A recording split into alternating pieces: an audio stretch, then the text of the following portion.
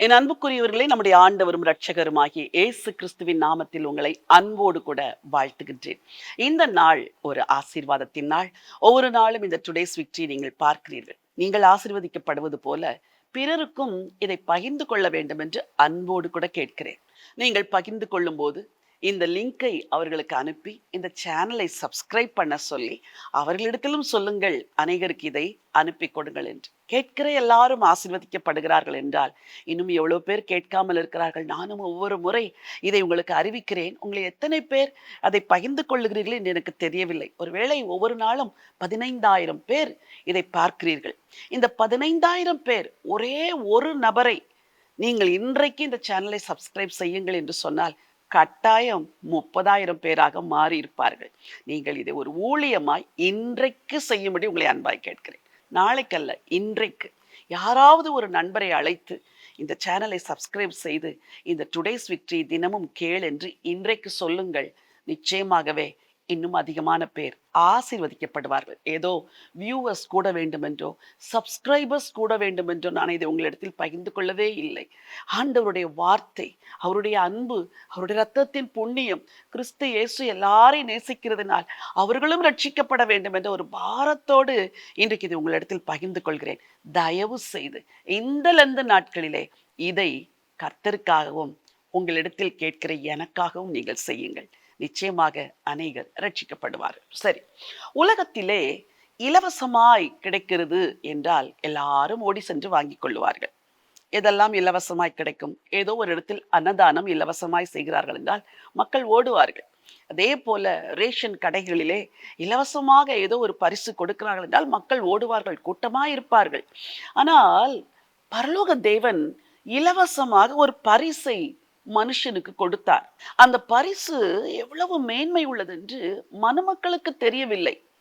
ஒரு வேத வசனத்தை வாசிக்க விரும்புகிறேன். ரோமருக்கு எழுதின நிருபம் 3ஆம் அதிகாரம் 24வது வசனம். இலவசமாய் அவருடைய கிருபையினாலே கிறிஸ்து இயேசுவிலுள்ள மீட்பை கொண்டு நீதிமான்களாக்கப்படுகிறார்கள். முந்தின வசனம் சொல்லுகிறது, எல்லாரும் பாவம் செய்து தேவ மகிமையற்றவர்களாகி. எல்லாரும் பாவம் செய்தார்கள். உலகத்தில் உள்ள எல்லா மக்களும் பாவம் செய்து விட்டார்கள். பாவம் எப்படி மன்னிக்கப்படுவது? எல்லா மதங்களும் பாவ மன்னிப்பை குறித்து பேசுகிறது. எல்லா மார்க்கங்களும் மீட்பை குறித்து பேசுகிறது. என்ன சொல்லுகிறார்கள்? நீ போய் இதை செய், உனக்கு மன்னிப்பு கிடைக்கும். நீ போய் இந்த பரிகாரத்தை செய், உனக்கு மீட்பு கிடைக்கும். எல்லா மதங்களும் அதைத்தான் சொல்லுகிறது. நீ பரிகாரம் செய், உனக்கு மீட்பு கிடைக்கும். நீ பரிகாரம் செய், உனக்கு இதிலிருந்து விடுதலை கிடைக்கும். இதை செய், இதை கொடு, இந்த கடவுளுக்கு இதை செய், இந்த கோவிலுக்கு இதை செய், இதையெல்லாம் செய்தால் உனக்கு மீட்பு கிடைக்கும். ஏழைகள் என்ன செய்வார்கள்? ஒன்றுமில்லாதவர்கள் என்ன செய்வார்கள்? அவர்களால் எதையுமே செய்ய முடியாது. வேதம் அழகாய் சொல்கிறது, இலவசமாய் அவருடைய கிருபையினாலே நீங்கள் நீதிமான்களாக்கப்பட்டீர்கள். வேதம் சொல்லுகிற இந்த பாவ மன்னிப்பு இலவசம். இரண்டாவது கிருபை. கிருபை என்பது தகுதி இல்லாதவர்களுக்கு கொடுக்கிற ஈவு. தகுதியே இல்லை, நீங்களும் நானும் தகுதியற்றவர்கள். ஆனால் தேவன் தன்னுடைய குமாரனை பரிசாக கொடுத்து இலவசமாய் தருகிறேன், என் குமாரனை வாங்கிக்கொள் என்று சொல்லுகிறார். ஒரு அழகான இயேசுவை பிதா அந்த கோலம் அடையும்படி சிலுவையிலே பலியாக்கினார். ஏன் தெரியுமா? உங்களையும் என்னையும் நேசித்ததினால் இலவசமாய் இலவசமாய் இலவசமாய் இயேசுவை கொடுத்தார். கூடவே பாவத்திலிருந்து மீட்பு, பாவத்திலிருந்து விடுதலை, வாழ்க்கையில சந்தோஷம், சமாதானம், ஆசீர்வாதம், எல்லா விதமான நன்மைகளை இலவசமாய் தருகிறார். இந்த இலவசமான மீட்பு வேண்டுமா? இந்த இலவசமான ஆசீர்வாதங்கள் வேண்டுமா? இயேசுவை இருதயத்தில் ஏற்றுக்கொள்ளுங்கள். இலவசமாய் அவருடைய கிருபையினால் நீங்கள் நீதிமான்களாக்கப்படுகிறீர்கள். சகோதரனே, பல வருடங்களாக உங்கள் உள்ளத்திற்குள் ஒரு குற்ற உணர்வு. என்ன உணர்வு தெரியுமா? நான் பாவம் செய்து விட்டேன், நான் தவறு செய்து விட்டேன், என்னால் இதிலிருந்து எழும்ப முடியாது, கடவுளே என்னை மன்னிக்க மாட்டார், இப்படித்தானே சொல்லுகிறீர்கள்.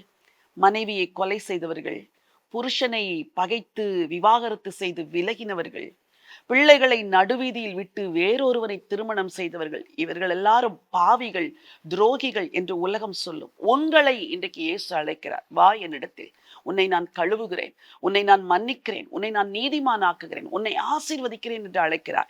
எப்பேற்பட்ட தவறு செய்த, கொலை குற்றமே செய்த ஒரு நபராய் நீங்கள் இருந்தாலும் இந்த ஆண்டவர் இயேசு இலவசமாய் உங்களை மன்னித்து நீதிமானாக்க விரும்புகிறார். விருப்பமா?